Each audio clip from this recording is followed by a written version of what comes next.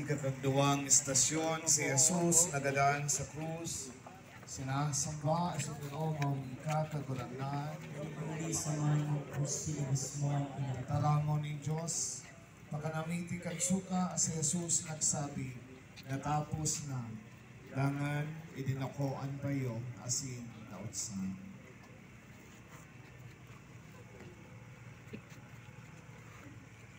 Idinulot ni Jesus ang sa iyang buhay bilang pinakaurog na gawi ng pagsakripisyo asinin pagkamuot sa mga tao. Ang pagkagada ni Jesus, nagbunga nin sarong regalo, dayo ang pagtubos kan sa tong mga kasalan. Siring man, ini nagtaonin bagong buhay sa mga nagtutubod. Lugod kita man, magsarig sa kagurangnan na may pusog na buod, tanganing makapagsaksi kan sa tong pagtubod sa tahaw kan mga pagduhagi asin persekusyon.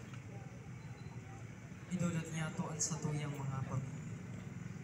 O Jesus na paratubos, ang pagdusay mukat sa imong buhay, duman sa krus nagtao, sa mukang regalo ni Diyos no na buhay, asin bagong relasyon sa imo.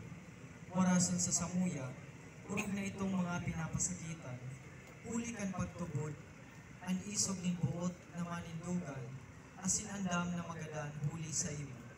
Itaw mulugod sa sainda, ang regalong buhay na panunin kaugmahan asin kamurawayan. Himatayaman ang samuyang pamibig, nalugod kami kabus, magdanay sa pagharubay ka Diyos no na pagkamuot, na ipinahiling sa pagkagadan ni Jesus.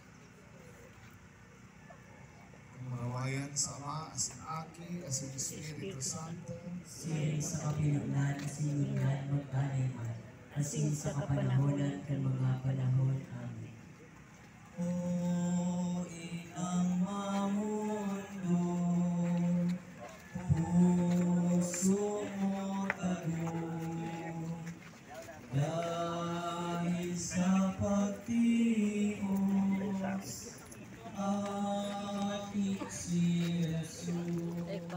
3 minutes. O inang mamundo, puso mo tago, dahil